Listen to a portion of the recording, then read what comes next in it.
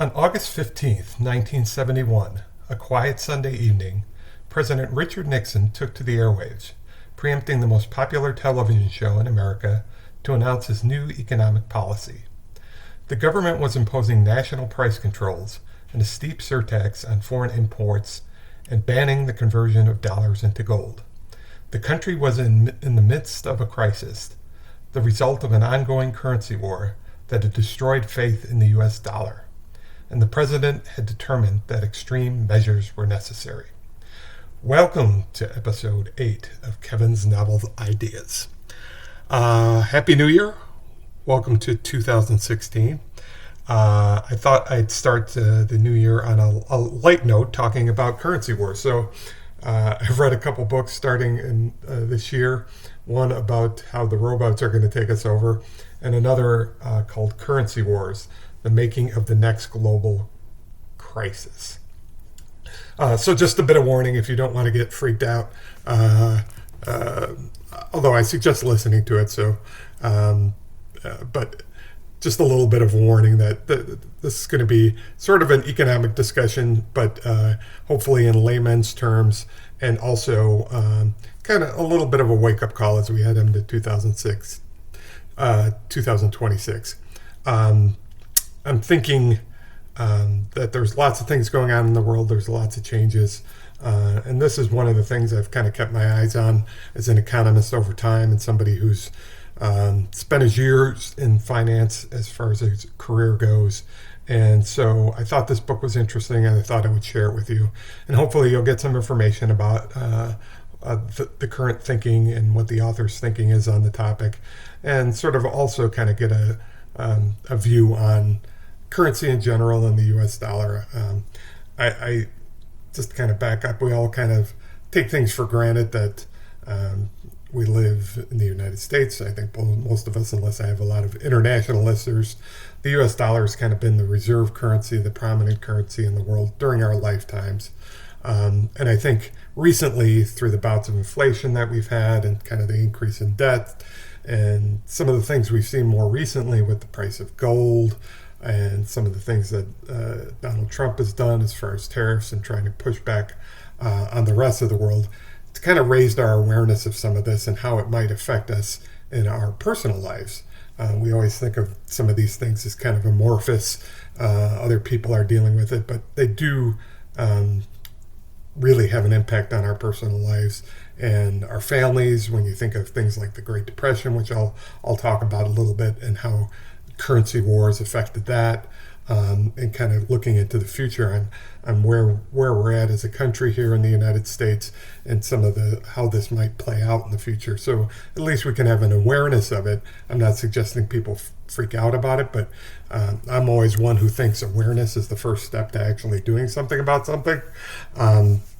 So I think that's a powerful to have at least knowledge and some understanding of things.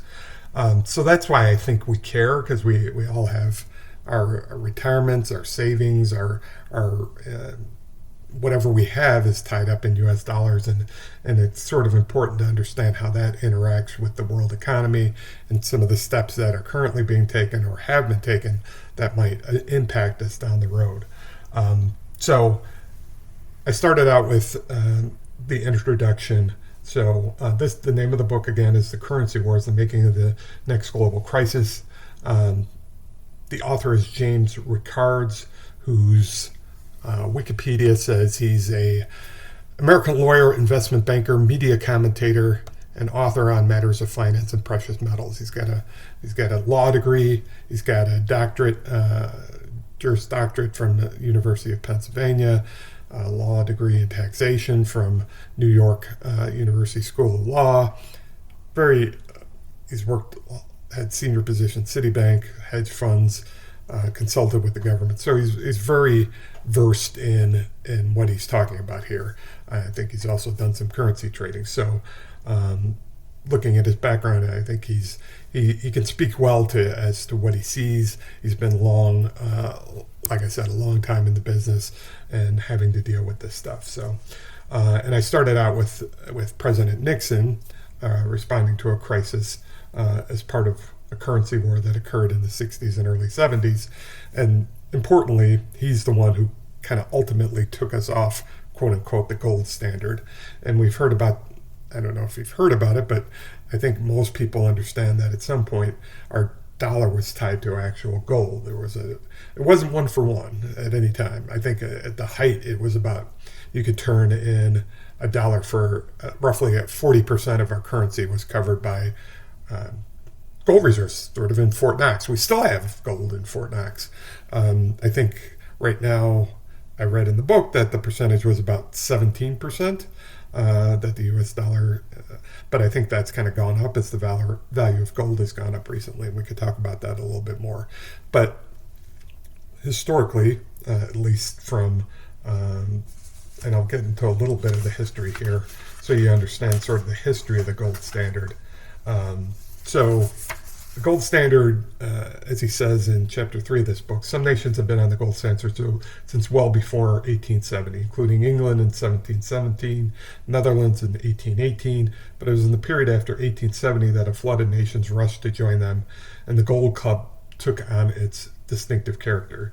These new members included Germany, Japan, France, Spain, Austria, and the United States had been on the gold standard since about 1832, but it really didn't actually convert officially until 1900, making it one of the last countries to join the classical gold standard system. So the idea was behind the gold standard was why you'd issue dollars, right?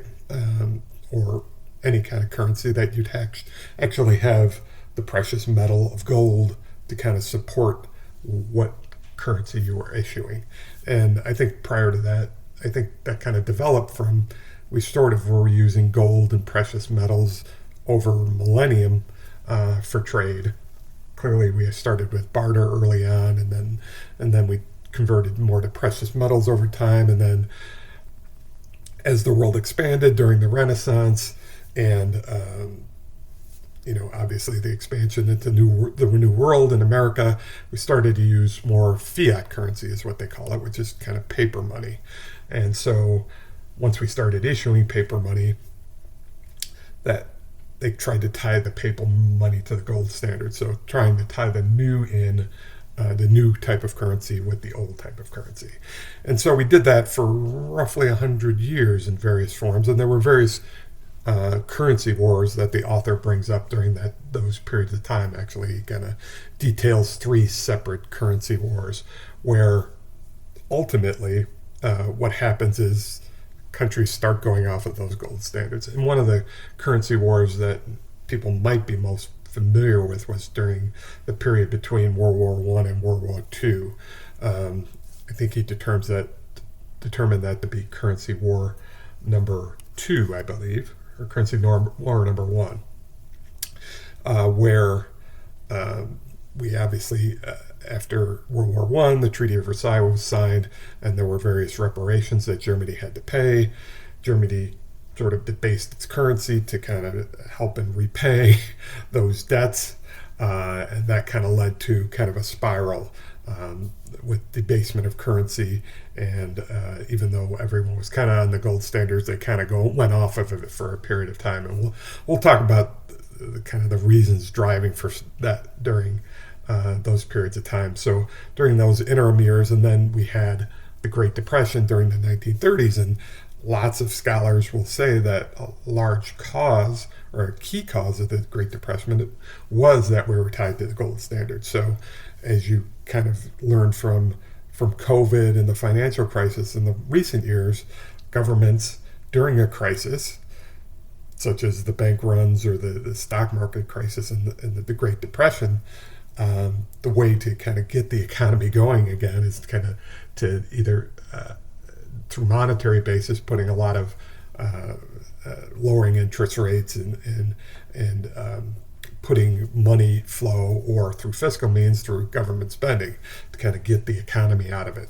But when you're tied to a gold standard, you can't necessarily do that, right? You gotta, if you're tied to a fixed piece of gold, you gotta mine more gold, right? You gotta find more gold to get to the gold standard. So when you're during the Great Depression, they were kind of stuck in the situation what they would call a tight money supply, which leads to deflation, actually. And then less economic growth. So I think like Ben Bernanke, who was the head of the Fed at some stage, he was a scholar with economic scholar regarding the Great Depression and some of the cause of it. So he was a big proponent of going off the gold standard and using monetary instruments through the Federal Reserve. So the Federal Reserve was actually formed not until 1913, I believe, which was kind of during that period before the First World War, and so it was impactful kind of going forward, and various other countries formed central banks over that time period too. So now pretty much every big economic country, every developed country has a central bank that deals with its currency. Basically, it's kind of what the Fed's job is, even though it's the Treasury Department is ultimately issuing it. The Fed, through its operations, affects kind of where the currency lies, where interest rates lie, and sort of determines how to finance our operations. So that's kind of a little bit of the background on the gold standard, how we went to it over time, and kind of how its history is. So the author kind of goes through these different periods of time over the last 100 years and shows, during the gold standard, sort of how it progressed and how we ended up in 1971. After World War II, we went to a system where everything was sort of fixed to the dollar, and the dollar was fixed to gold. So I think that's where we set the price of gold at sort of $40 an ounce or something like that. And so everything was tied together, and there was a period of prosperity from the end of World War II to let's say the early 70s. But then the crisis happened, which kind of happens over time. You talk about business cycles, you talk about countries going through things.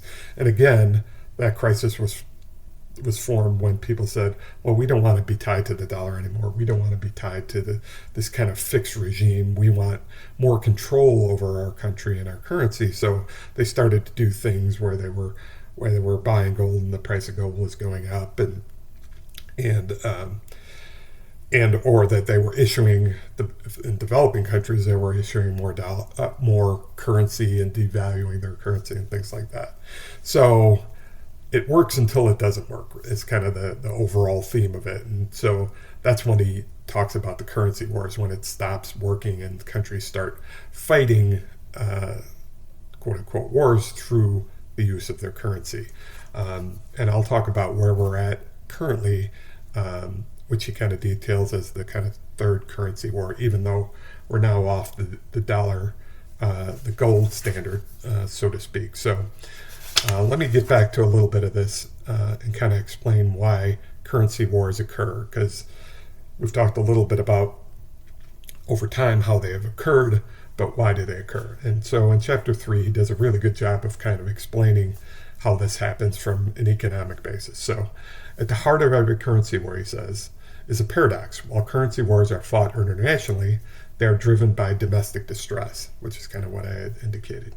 Currency wars begin in an atmosphere of insufficient internal growth.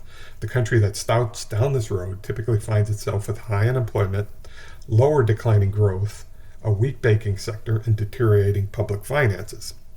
In these circumstances, it is difficult to generate growth through purely internal means, and the promotion of exports through a devalued currency becomes the engine growth of last resort. To see why, it is useful to record the basic components of growth in gross domestic product, GDP, which I think is something that people are generally familiar with. You hear all our GDP is 2.3%. It's basically the way we measure real growth in the economy.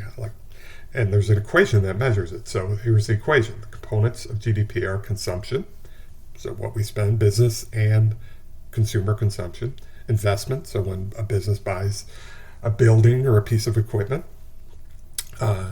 government spending, so what the government spends is part of GDP also, because it's adding to the economy; and net exports, consisting of exports, what we send overseas as far as product produced, minus what we import.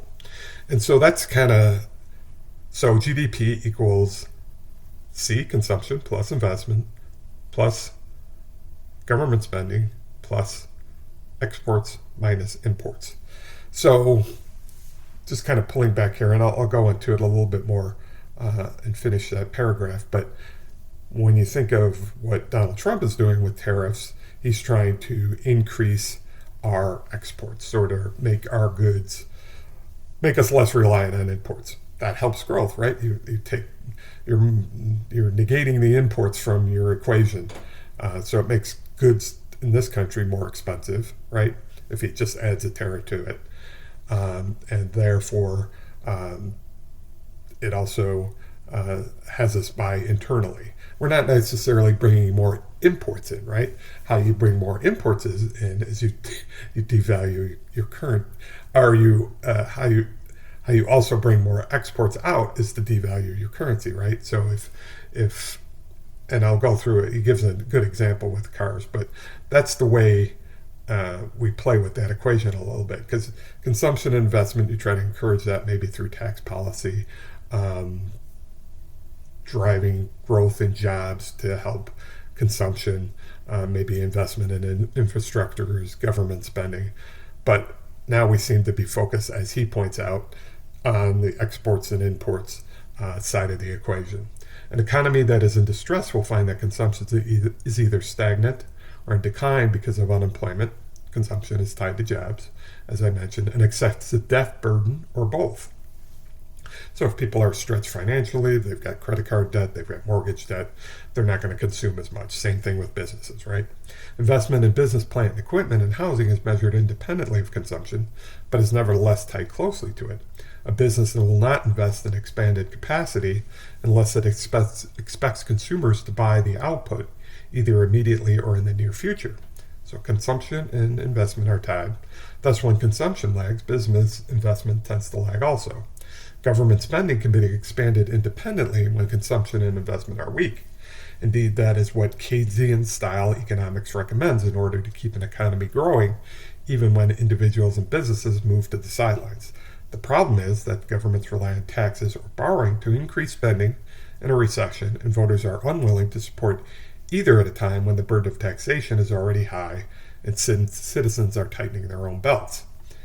So, in a recession is usually when you want to increase government spending to offset the consumers pulling back, but then there's the political pushback from consumers and businesses typically saying, well, we don't need a higher tax burden right now because we're hurting. So stop spending government. Now, in the last 20, 30 years, that has kind of fallen by the wayside, right? Now, we spend regardless, and that's where we get our government debt from, right? We're spending in good times and bad times. We're cutting taxes in good times and bad times. So the political dynamic is basically give people what they want. We're not going to tax them more, but we're going to keep on spending. Obviously, that's going to have some effect down the road when we have ballooned our debt beyond this. He doesn't mention that here, but that's what's happened. In democracies, there are serious political constraints on the ability of governments to increase government spending in times of economic hardship, even if some economists recommend exactly that. So there are some economists that say, no, you could just keep on spending. That's modern monetary theory. As long as you keep an eye on inflation and unemployment, the debt burden doesn't matter. That's still yet to be proven. We haven't figured it all out yet, but as you mentioned here, some economists think otherwise here. So, as I mentioned, I'd like to kind of at least discuss why countries want to devalue their currency. You probably think, well, why would we want to devalue our currency? Because a strong dollar is a good thing, right? Yeah, a strong dollar is a good thing if you're going to Europe on vacation or if you're going to Japan on vacation. But from the standpoint of our economy, sometimes a weak dollar helps. And let me explain this. So in an economy where individuals, as he goes on in chapter 3, in an economy where individuals and businesses will not expand and where government spending is constrained, the only remaining way to grow the economy is to increase net exports, as I mentioned, which is exports minus imports. And the fastest, that's where we talk about the trade deficit. So we have a trade deficit. So our imports exceed our exports. And the fastest, easiest way to do this is to cheapen one's currency. An example makes a point. Assume a German car is priced at 30,000 euros. Assume further that the euro equals $1.4, which I think it did at one time. This means that the dollar price of a German car is $42,000. 30,000 times 1.4.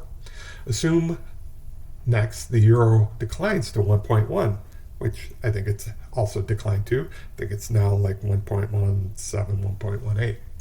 Now the same $30,000 car, when priced in dollars, will cost $33,000. So you go from $42,000 to $33,000. This drop in the dollar price from $42,000 to $33,000 means that the car will be much more attractive to U.S. buyers and will sell correspondingly more units, right? So the price of a BMW or a Volkswagen falls, people will say, well, I'd rather buy that than a GM or a Ford car, because comparatively it's cheaper, I get more benefit from it. So they're going to make that decision. The German company is going to benefit. The revenue for the German company is still $30,000 euros in either case. Through the devaluation of the euro, the German auto company could sell more cars in the United States with no drop in the euro price per car. This will increase the German GDP and create jobs in Germany to keep up with demand for new cars in the United States.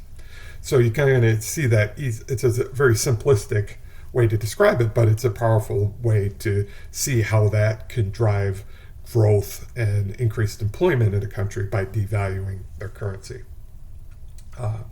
So that's kind of how and why countries would go about devaluing their currency. So I've talked about the different currency wars over time and why those occurred, and largely they were because countries were trying to drive growth. Everything is about growth, right? Stock prices, if things are stagnant or we don't grow, everyone is seen from an economic and finance perspective as a bad thing. I don't necessarily know if that should be true, but that's kind of where we are as far as our finance and economics in a global sense, and especially here in the United States. And there could be a larger conversation over why we desire that, and couldn't we just provide for our people and not consistently try to grow and get bigger and better, or not even necessarily better, just grow for the sake of growing, I guess. So now let's turn to where we're at now, right? The author says, over time, through the currency wars, the lesson has been that we cannot devalue our currency and our way to prosperity. So this method that throughout the currency wars is proven, to the author at least, is that it doesn't work. Devaluation and currency wars never produce, as he states in chapter 5, either the growth or the jobs that are promised, but they reliably produce inflation. Interesting, huh? Think of where we've been in the last several years. So now we get to where we're at now. So we talked about the gold standard a little bit, how that progressed, the currency wars that have occurred over the last 100 years, about every 30 years. Now he says we're in currency war 3 starting in 2010, primarily after the financial crisis and with the rise of China as a economic superpower. So in chapter 6, he starts to talk about currency war 3, which we're at now. He says there are 3 super currencies, the dollar, the euro, and the yuan, which is the Chinese currency, issued by the 3 largest economies in the world, the United States, the European Union, and the People's Republic of China. And they are the superpowers in the new currency war. During currency war 3, which began in 2010 as a consequence of the 2007 depression, and whose dimensions and consequences are just coming into focus. So he lays out that we are now in a currency, in the 3rd currency war. The fact is that currency wars are fought globally in all major financial centers at once, 24 hours per day, by bankers, traders, politicians, and automated system. And the fate of economies and their affected citizens hang in the balance. That's a little bit new, right? Given all the technology, all the information technology, the speed of information now, we're no longer in the old currency war system. I would even say, and he would agree, that we're more integrated economically from a global basis than we've ever been.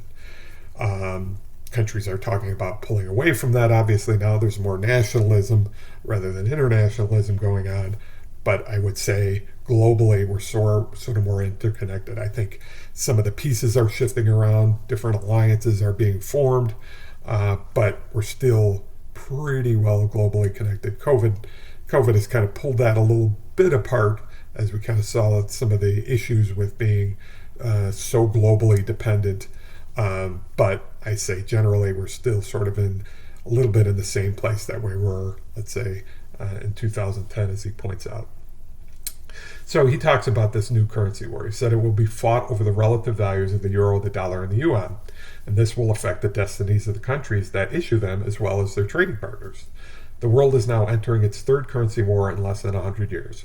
Whether it ends tragically, as in Currency War I, which was the tragedy was the Great Depression and basically what happened through Germany and the Treaty of Versailles and their hyperinflation, which then was a cause, at least a cause of World War II, that all ended horribly, or a soft landing, as in Currency War III. Currency War II, which happened during the 70s when we sort of went off the gold standard and went sort of to this U.S. reserve currency basis. It remains to be seen. What is clear that is considering the growth since the 1980s of national economies, money printing, and leverage through derivatives, this currency war will be truly global and fought on a more massive scale than ever, which I kind of just mentioned. That's the basis.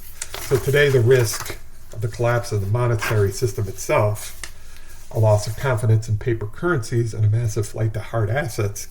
Given these risks of catastrophic failure, Currency War III may be the last currency war, or to paraphrase Woodrow Wilson, the war to end all currency wars. So this is when we get into the little dark aspect of this, right? Although I do believe in the resilience of humanity and the resilience of systems, it's easy to look at and predict downfalls or failures, but there's not only is there risks on the downside, there's risks on the upside. So I'm generally an optimist, but I do think these are important things to consider. And as you're reading the paper or listening to the news, not that people read papers anymore, looking at X, getting social media, however you get your information, it's also, as I said, important to at least be aware of some of these things and to kind of think of them critically as either politicians talk about them or some type of quote-unquote expert. So he talks a little bit here about a loss in confidence in paper currencies, and that can happen. I mean, all we really have is, through financial markets and currency, is trust and confidence, right? When you lose that, it's hard to put Pandora back in the box, right? Bad things happen. When somebody doesn't repay a loan, or you lose confidence in something, or if you go to the bank and you can't withdraw cash, or the money you had in the bank is now worth a third of what it was before, which happens in countries around the world all the time. Argentina's just gone through a big hyperinflation stage. It's serious business, right? And causes real hardship for people. So it's not something to kind of say, oh, other people are dealing with it. So he talks about loss of currencies. I think a little bit about the interest in Bitcoin and digital currencies is because of people seeing what's happening in regards to the dollar and other current fiat currencies, where they're being manipulated and being there's easy money policies and printing and all this complexity within the financial world. They're like, wait a second, what if this all goes away? What's the backup plan? So people are investing in other assets, or investing in hard assets. I think part of it is the price of gold is roughly doubled within the last year or so. That's something to pay attention to, right? People are shifting where their money is, or at least they're playing a little bit of a backstop game, right? Saying, well, if things go poorly, what's the alternative plan? I'm not going to offer investment advice. I'm just commenting on what can be causing some of these things that we're seeing in the financial markets. So that's where we're at now. So where does he think the future's heading? So I'll read a little bit about where he thinks the next global crisis is going to come from. He says, using behavioral and complexity theory tools in tandem provides great insight into how the currency wars will evolve if money printing and debt expansion are not arrested soon. I checked before I started this podcast. There's no talk about paying down our debt yet. The printing presses are still going.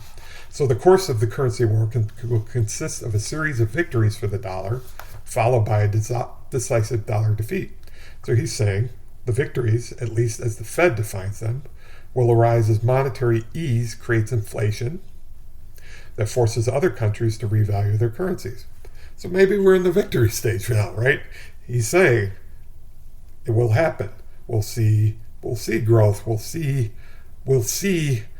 benefit, right? If we devalue our currency, if we put tariffs in place, if we do some of these things, we're going to see short-term benefits. But ultimately, he says the result will be a greatly depreciated dollar, exactly what the Fed wants. Again, as we talked about, devalued dollar will help growth. The dollar's defeat will occur through a global political consensus to replace the dollar as the reserve currency and a private consensus to abandon it altogether. So they're having the Davos Economic Forum. The world powers are meeting. It sounds like between Greenland and some of these other things that are going on and the tariffs being imposed that some of these other countries are talking, right? They hold U.S. dollars as reserve currency. They pay things in U.S. dollars. Do they have to? No, ultimately they do not. They can decide on something else. And we'll talk about some of those other things that it might go to. So anyways, when the dollar comes, it will happen two ways, gradually, then suddenly. That formula, famously used by Hemingway to describe how one goes bankrupt, is an apt description of critical state dynamics in complex systems. The gradual part is a snowflake disturbing a small patch of snow, while the sudden part is the avalanche. The snowflake is random, yet the avalanche is inevitable. Both ideas are easy to grasp. What is difficult to grasp is the critical state of the system in which the random event occurs. In the case of currency wars, the system is the international monetary system based principally on the dollar.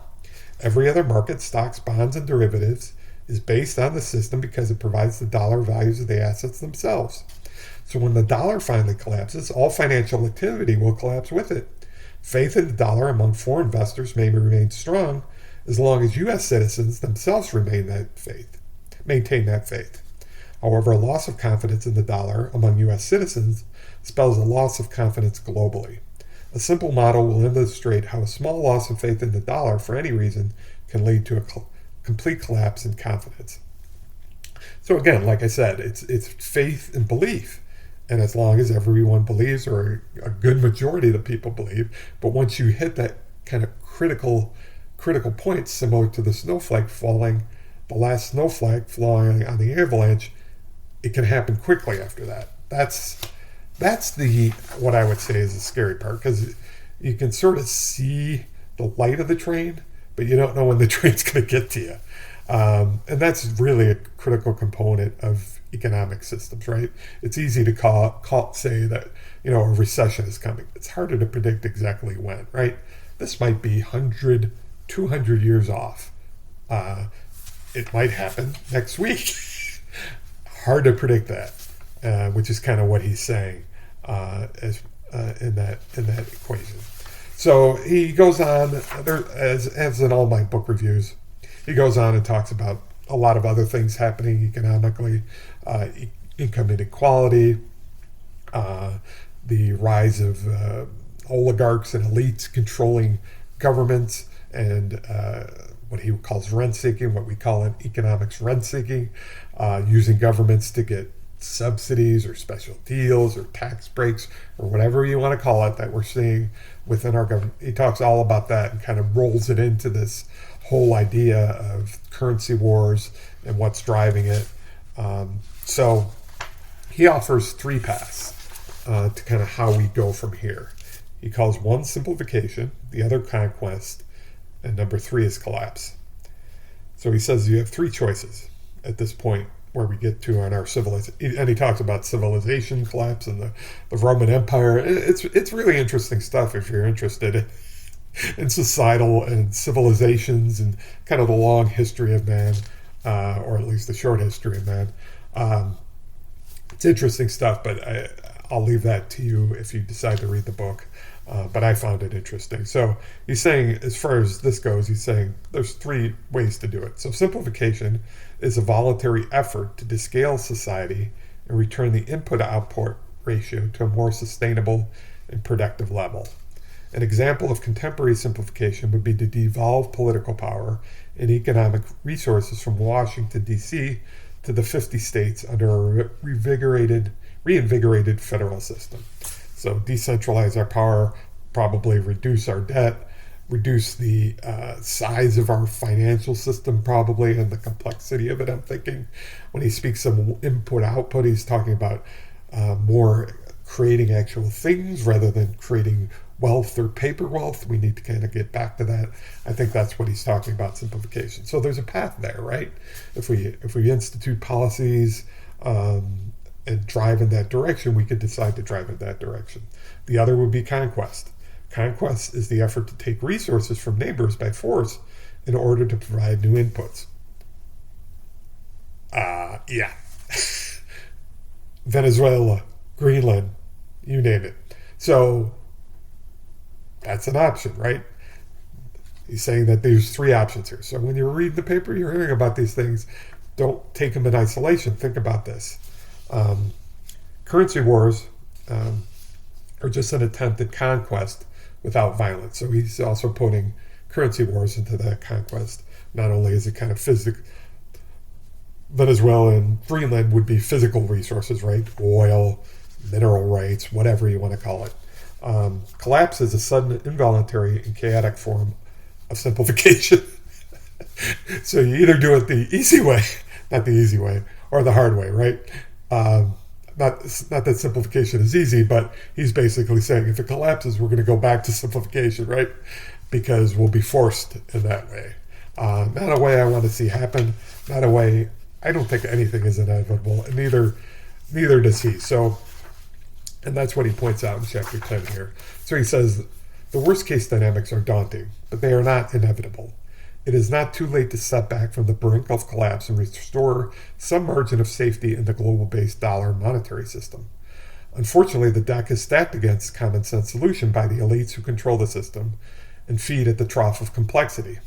Diminishing marginal returns are bad for society, but they feel great for those on the receiving end of the inputs, at least until the inputs run dry.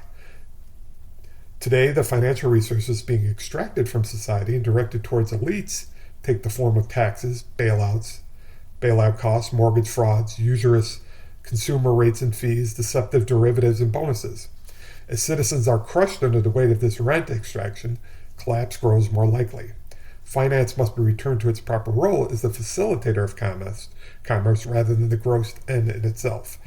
And I believe that wholeheartedly. I was involved in finance for most of my career. I'd like to think that I was a facilitator. I was never on. I don't like the derivatives. I don't like the complexity. That's a different area. You might not like banking, but basically I was providing businesses loans so that they can have capital, so that they can invest, so that they can create jobs. Yes, it's a messy proposition, and sometimes things go wrong, but I believe that's a necessary part of facilitating commerce in the economic environment that we have now.